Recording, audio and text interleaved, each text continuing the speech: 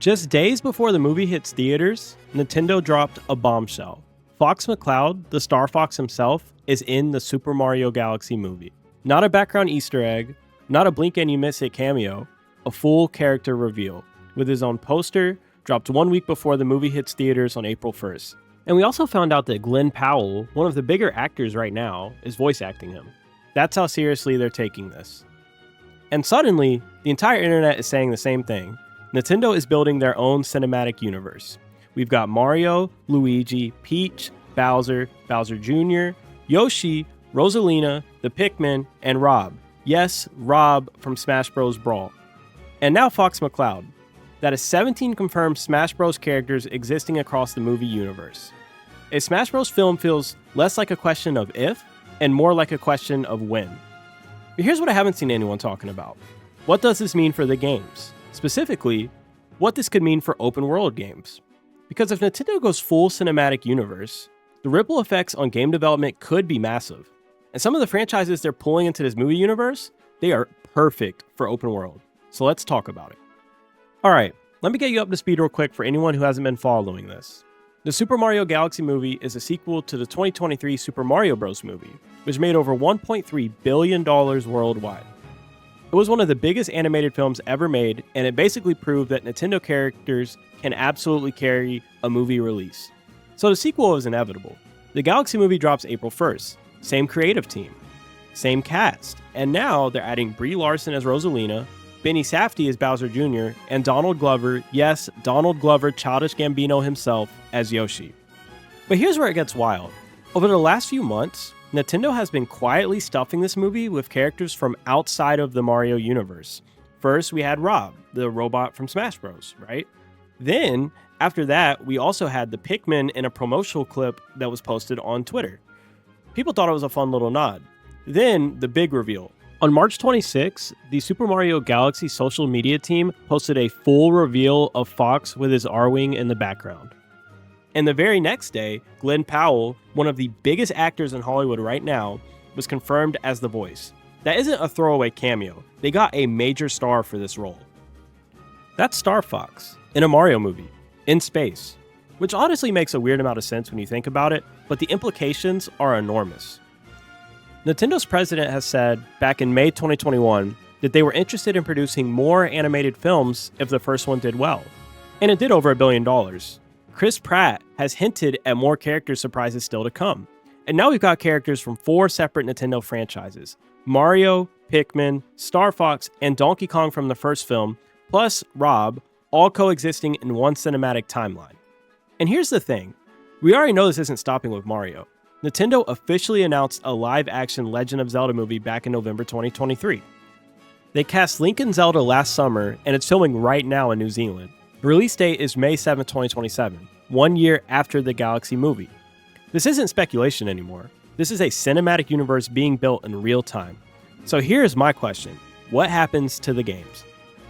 Because here's the thing that people forget. In the games industry, movies don't just exist alongside games. Movies drive games.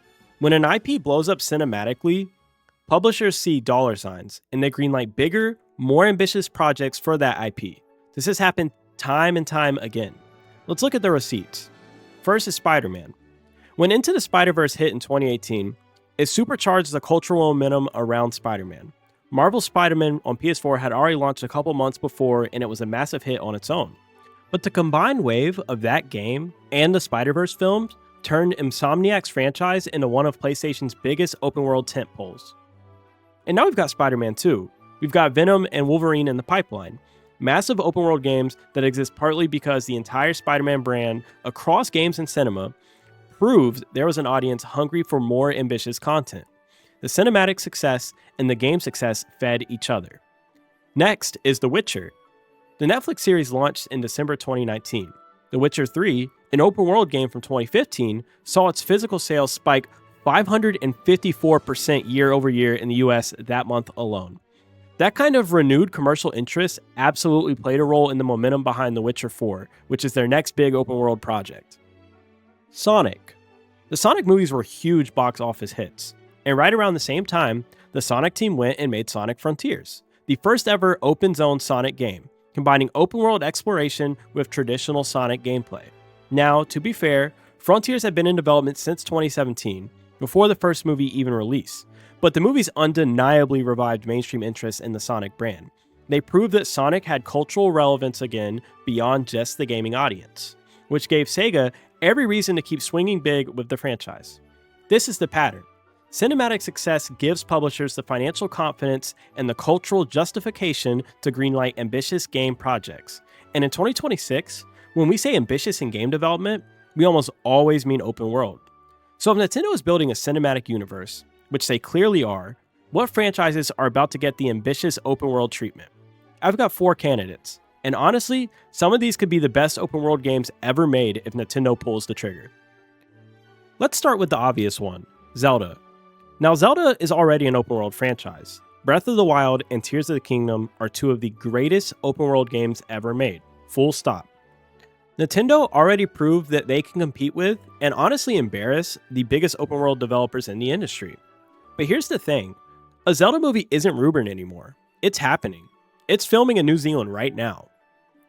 And if that Zelda film performs anywhere close to what the Mario movies have done, the investment that flows back into the game franchise would be staggering. Nintendo has historically been pretty conservative with budgets compared to Western studios. They make magic with less. But imagine what happens when movie money and mainstream cultural momentum push them to go even bigger.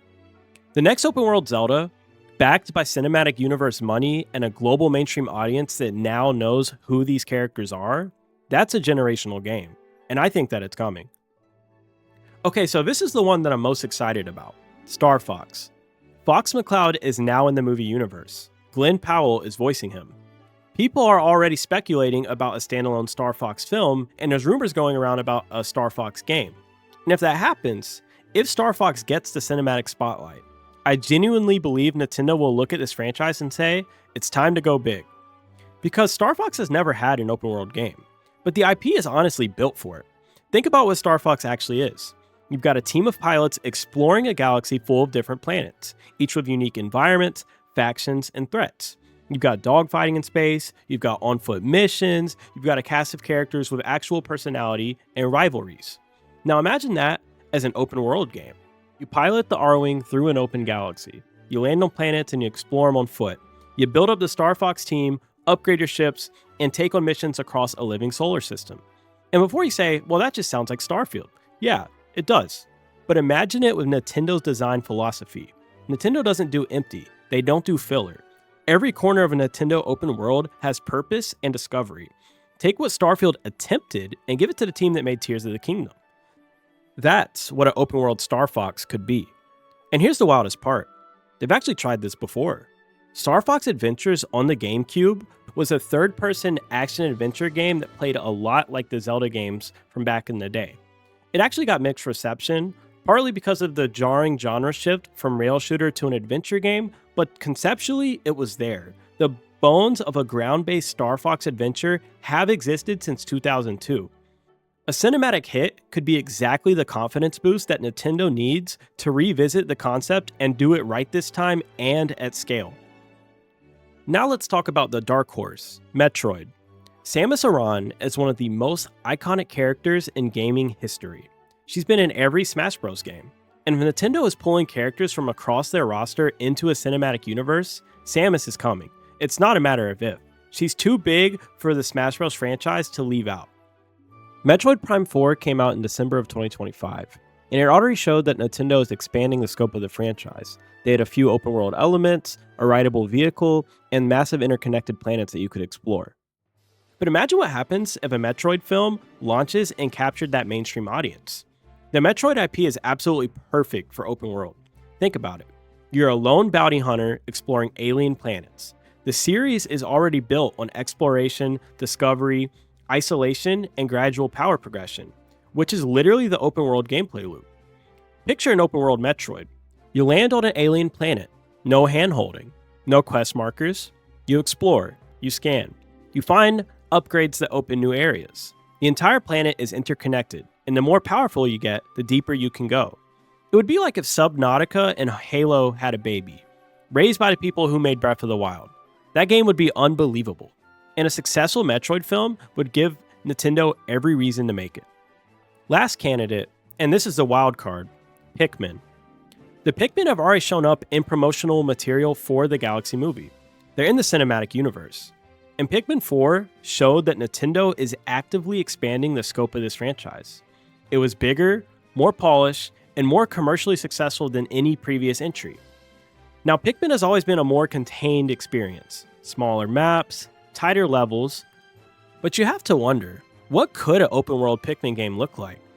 Imagine a massive alien planet, full survival mechanics. You're growing and managing armies of Pikmin across a huge interconnected world, building bases, exploring biomes, and discovering creatures.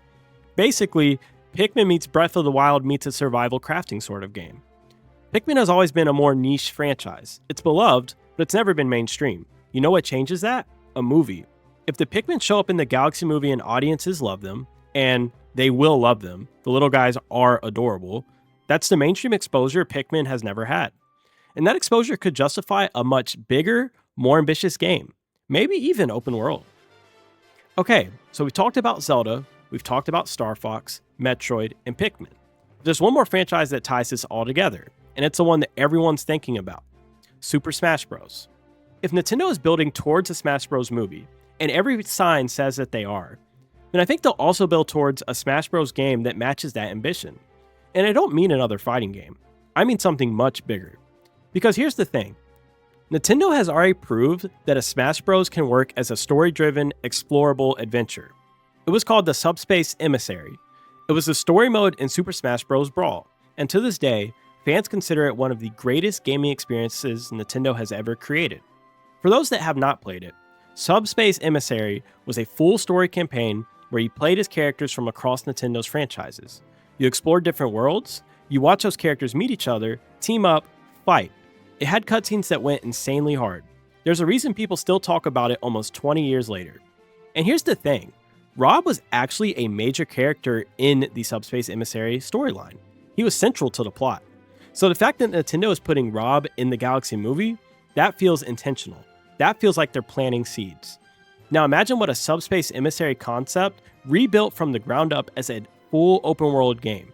You start with one character, maybe Mario, maybe Kirby, and you explore an open world that blends all of Nintendo's universes together. Mushroom Kingdom flows into Hyrule, Hyrule connects to the Pikmin planet, you fly the R-Wing to a space station orbiting above, you discover new characters as you explore, each one recruitable, each one playable, each one bringing their own abilities to let you access new areas of the map.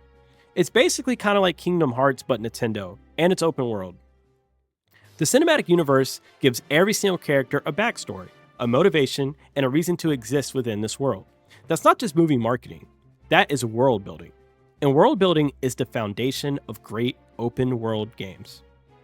I genuinely believe that if Nintendo executes on a cinematic universe and a Smash Bros. Open world adventure game in parallel, it could be the biggest crossover event in gaming history, bigger than anything we've ever seen.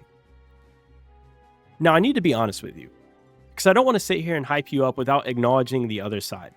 Nintendo is famously protective. They are cautious. They move slow. They don't chase trends. And not every IP needs to be open world. Some franchises are better as tight, linear, curated experiences. A linear Metroid can be just as incredible as an open world one. A focused Star Fox rail shooter is a masterpiece for a reason. And there's no guarantee that cinematic success translates directly into open world game development. Nintendo might take the movie money and just keep doing what they're doing, which honestly is already incredible. But here's what I keep coming back to. The financial incentive is undeniable. The cultural momentum is building. And Nintendo has already proven, with Breath of the Wild and Tears of the Kingdom, that they can make open world games at the absolute highest level. They're not a studio that needs to learn how to do this. They've already mastered it. So when I see Fox McCloud show up in a Mario movie, voiced by Glen Powell, with his own poster and his own R-Wing, I don't just see a fun cameo. I see a door opening. I see Nintendo looking at their roster of incredible IPs and realizing that the world is ready for more. Bigger worlds, bigger adventures, and perhaps more ambitious games. And when I see R.O.B, a deep-cut Smash Bros. Character, show up in that same movie, I think about the Subspace Emissary. I think about what Nintendo could build if they decided to go all in. We might look back at Fox McCloud showing up in a Mario movie poster as the moment everything changed for Nintendo's open world future. And I don't know about you, but I want to be in that timeline.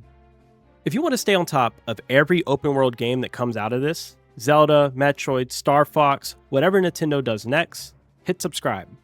I cover open world gaming news, guides, and deep dives every single week. Drop a comment and tell me which Nintendo franchise you'd most want to see go open world. I'll see you in the next one.